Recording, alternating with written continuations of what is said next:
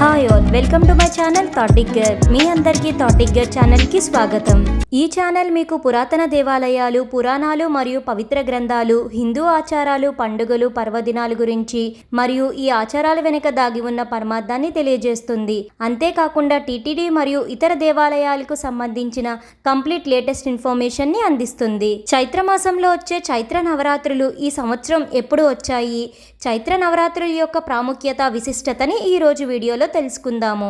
హిందూ పంచాంగం ప్రకారం ప్రతి సంవత్సరం చైత్రమాసంలో ఉగాది పండుగ నుంచి చైత్ర నవరాత్రులు ప్రారంభమవుతాయి. ఈ చైత్ర నవరాత్రులలో ఆదిశక్తిని 9 రూపాలలో పూజిస్తారు. ప్రతి సంవత్సరం 4 నవరాత్రులు వస్తూ ఉంటాయి. చైత్ర నవరాత్రులు, శారదీయ నవరాత్రులు, 2 గుప్త నవరాత్రులు. ఈ గుప్త నవరాత్రులు ఆషాఢం మరియు మాఘమాసంలో వస్తుంది. ఈ 4 నవరాత్రులలో బాగా ప్రసిద్ధి చెందిన నవరాత్రులు శారదీయ నవరాత్రులు మరియు చైత్ర నవరాత్రులు. శారదీయ నవరాత్రులు అనగా దసరా నవరాత్రులు. ఈ 2024లో అత్యంత పరమ పవిత్రమైన చైత్ర నవరాత్రులు ఎప్పటి నుంచి ఎప్పటి వరకో చూద్దాము. 2024 ఏప్రిల్ 8 సోమవారం రాత్రి 11:50 పాడ్యమి తిథి ప్రారంభమై మరుసటి రోజు మంగళవారం ఏప్రిల్ 9 రాత్రి 8:30 వరకు ఉంటుంది.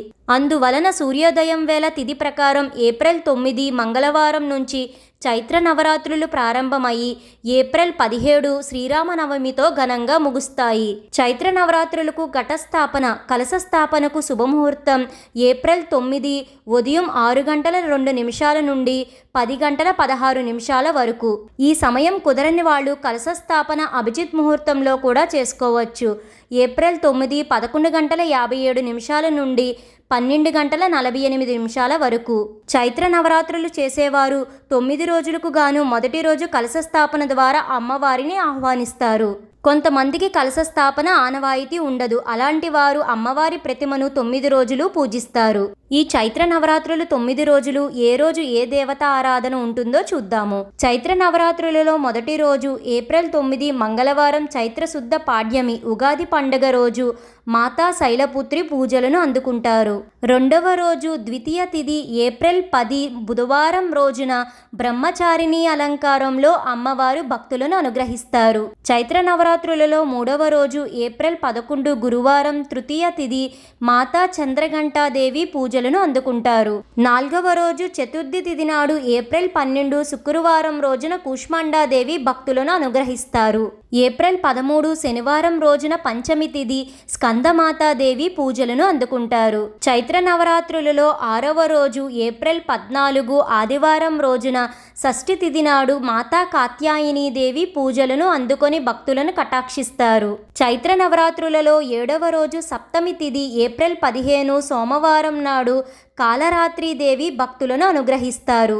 8వ రోజు అష్టమి తిథి నాడు ఏప్రిల్ 16 మంగళవారం రోజున మహాగౌరిగా భక్తుల ముందుకు వస్తారు. చైత్ర నవరాత్రులలో 9వ రోజు ఏప్రిల్ 17 బుధవారం రోజున శ్రీరామనవమి నాడు మాతా సిద్ధిదాత్రి పూజలను అందుకొని భక్తులను కటాక్షిస్తారు.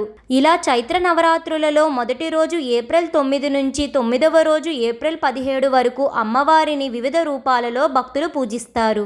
దసరా నవరాత్రులలో అమ్మవారిని 9 రోజులు ఎలా అయితే పూజిస్తామో ఈ చైత్ర నవరాత్రులలో కూడా అమ్మవారిని అలానే అవే రూపాలతో పూజిస్తాము. ఈ చైత్ర నవరాత్రుల గురించి అసలు మన పురాణాలు ఏం చెప్తున్నాయో ఇప్పుడు చూద్దాము. చైత్ర నవరాత్రులకు సంబంధించి అనేక ఇతిహాసాలు ఉన్నాయి.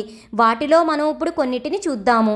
బ్రహ్మ పురాణం ప్రకారం శ్రీ దుర్గాదేవి ఆజ్ఞపై సృష్టికర్త బ్రహ్మదేవుడు విశ్వాన్ని సృష్టించడం ప్రారంభించింది ఈ చైత్ర శుద్ధ పాడ్యమి నాడే. అందువలనే ఈ రోజున హిందూ పంచాంగం ప్రకారం సంవత్సరంలో మొదటి రోజుగా పరిగణిస్తారు. అందుకనే ఈ కొత్త సంవత్సరాన్ని ఆంధ్రప్రదేశ్, తెలంగాణ, కర్ణాటకలోని ఉగాదిగా, మహారాష్ట్రలోని మరాఠీలు గుడి పడ్వగా, కాశ్మీర్లో ఉన్న హిందువులు నవ్రేగా జరుపుకుంటూ ఉంటారు. మరికొన్ని పురాణాలు ప్రకారం ఈ చైత్ర నవరాత్రులలో 3వ రోజు శ్రీ మహావిష్ణువు దశావతారాల్లో ఒకటైన మత్స్యావతారం అవతరించింది అని కూడా చెప్తారు. అందుకనే చైత్ర నవరాత్రులలో 3వ రోజు శ్రీ మత్స్య జయంతిగా చాలా వైష్ణవ ఆలయాల్లో ఘనంగా జరుపుతూ ఉంటారు. ఈ చైత్ర నవరాత్రులలో 9వ రోజుని శ్రీరామనవమిగా పిలుస్తారు. శ్రీ మహావిష్ణువు అవతారాలలో ఒకటైన శ్రీరాముడు జన్మించింది ఈ రోజునే. దశకంఠుడు రావణాసుణ్ణి సంహరించడానికి శ్రీ మహావిష్ణువు ఎత్తిన మానవ రూపమే శ్రీరాముడు. అందుకనే ఈ రోజున చాలా ఆలయాల్లో శ్రీరామనవమిని అంగరంగ వైభవంగా జరుపుతూ ఉంటారు. అంతేకాకుండా ఈ రోజున శ్రీరామచంద్రుడికి సీతమ్మ తల్లికి వైభవంగా కళ్యాణాన్ని కూడా నిర్వహిస్తారు. మరొక హిందూ పురాణం ప్రకారం ఒకసారి పార్వతీదేవి తన తల్లిదండ్రులను 9 రోజుల పాటు సందర్శించాలని శివుణ్ణి కోరుతుంది. అప్పుడు శివుడు అనుమతి తీసుకొని తన తల్లిదండ్రుల ఇంటికి తన ప్రయాణాన్ని ప్రారంభించింది. ఈ కాలంలోనే మాతా పార్వతీదేవి దుర్గాదేవి రూపాన్ని ధరించి మహిషాసురుడనే రాక్షసుణ్ణి సంహరించింది. ఈ నవరాత్రులలో అమ్మవారిని నియమనిష్టలతో ధూపదీప నైవేద్యాలతో ఎవరైతే పూజిస్తారో అమ్మవారి అనుగ్రహం తప్పకుండా లభిస్తుందని పురాణాల్లో స్పష్టంగా చెప్పబడింది. తెలుసుకున్నారు కదండి ఈ చైత్ర నవరాత్రుల యొక్క ప్రాముఖ్యత మరియు విశిష్టత. ఈ వీడియో మీకు ఎంతగానో ఉపయోగపడుతుందని అనుకుంటున్నాను. మీ సపోర్ట్ కోసం ఈ వీడియోని లైక్ చేసి షేర్ చేయండి. ఇలాంటి మరెన్నో వీడియోస్ కోసం థాట్ డిగ్గర్ ఛానల్ని సబ్స్క్రైబ్ చేసి అక్కడే ఉన్న బెల్ ఐకాన్ని క్లిక్ చేయండి. ఓం త్రిశూలధారిణ్యే నమః. Thank you for watching.